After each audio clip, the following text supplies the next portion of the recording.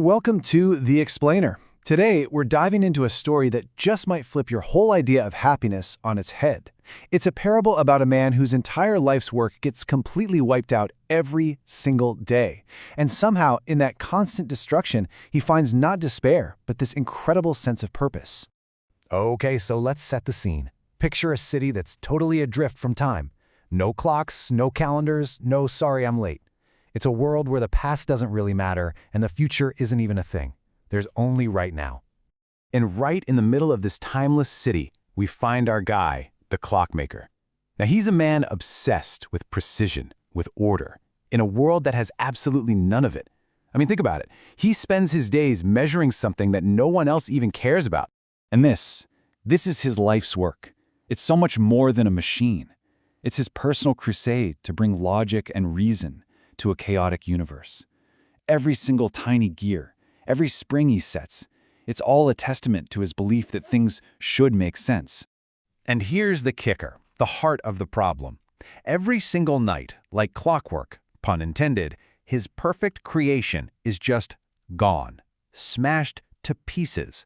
And there's no bad guy, no reason why. It's just a cold, hard fact of his reality. The story calls it an unreasonable silence. And this brings us to this huge philosophical idea, something Albert Camus called the absurd. See, the idea isn't that the universe isn't meaningless. It's that we humans are desperate for it to have meaning, and the universe just gives us silence. It's like shouting a really important question into a canyon, and all you get back is the echo of your own voice. That tension, that clash, that's the absurd. So, what do you do when you're face to face with a reality like that? Well, for the Clockmaker, like for most of us, there are a couple of tempting ways out that present themselves. So two people show up at his workshop, and they each offer him an escape hatch. First, there's the preacher. He says, hey, just have faith in a higher power. Camus had a name for this, philosophical suicide. Basically, you're giving up your own reason for an unprovable, hidden meaning. Then the despairing man shows up. His advice? Just give up, smash it all. And that represents, well, actual suicide. And you know what he does? He says no to both of them. He won't abandon his reason, but he won't abandon his life either. He decides that just because his work is temporary doesn't mean the work itself is worthless. He's going to find a third path. And this right here, this is the whole game.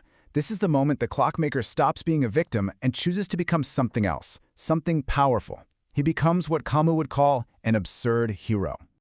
So imagine this. He wakes up, looks at the pile of junk that was his masterpiece yesterday, and instead of despair, he feels this powerful surge of defiance. He knows his fate is ridiculous and repetitive, but he flat out refuses to be broken by it. And that conscious decision to stare his reality in the face, without blinking, that changes everything.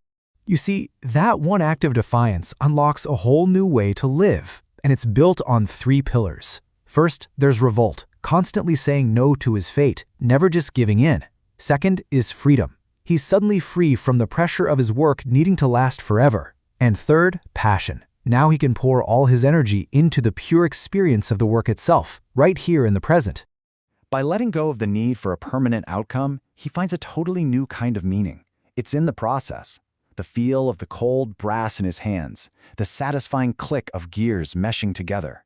That becomes his entire world. And you know what? It's enough. So at this point, our Clockmaker isn't just some guy in a story anymore. He becomes a symbol, an archetype of this absurd hero. But believe it or not, this is not a new idea. So, who was the original? Well, this whole parable is really just a modern-day remix of a much, much older story from Greek mythology about a guy who was given literally the most pointless task you can possibly imagine. So on the left, you've got Sisyphus. He was a king in Greek myth doomed by the gods to push a huge boulder up a hill forever, only for it to roll back down every time he neared the top. And on the right, our Clockmaker. Let's just look at the parallels. For revolt, they both scorned their fate just by choosing to continue. For freedom, they both give up hope for a different future, which ironically makes them the masters of their present. And for passion, their whole world shrinks to the physical struggle itself. For Sisyphus, the strain of his muscles. For the Clockmaker, the clink of metal. And all of this builds to what is honestly the most shocking and powerful part of this whole philosophy. It's a conclusion that sounds totally backwards, but it's the entire point. So Camus hits us with this. The struggle itself is enough to fill a man's heart. I mean, just think about that. He's saying that purpose isn't some destination you reach at the end of the road. It's something you forge for yourself during the struggle, especially in the fights you know you can't ultimately win. By embracing his fate, by owning it completely, the Clockmaker achieves what the story calls a grim triumph. The nightly destruction isn't a tragedy anymore. It's just part of the rhythm of his life. And by choosing to start again every morning, he's no longer a victim of his fate. He is its master. And that brings us to that iconic line Camus wrote about Sisyphus. One must imagine Sisyphus happy. And here, too, we have to imagine the Clockmaker is happy. Not happy because he thinks he'll win one day, but happy because he finds his joy in the conscious, defiant, total ownership of his struggle. All right, so what does any of this have to do with us? I mean, how can we actually apply this story to our own lives, which, let's be honest, can feel pretty repetitive and absurd sometimes? Look, the big idea here is that meaning isn't some treasure you go out and find. It's something you build day by day. It's about looking at the boulders in your own life, the tough job, the daily grind, the challenges that never seem to end, and instead of wishing they just disappear, you choose to find your purpose in the very act of pushing them. That, right there, is real freedom. So we'll leave you with this question to chew on. What is the rock that you choose to push? We've all got them. Those things in our lives that feel like a constant uphill battle. The real challenge isn't about getting rid of the rock. It's about finding a way to push it with defiance, with passion, and maybe, just maybe, even with a smile.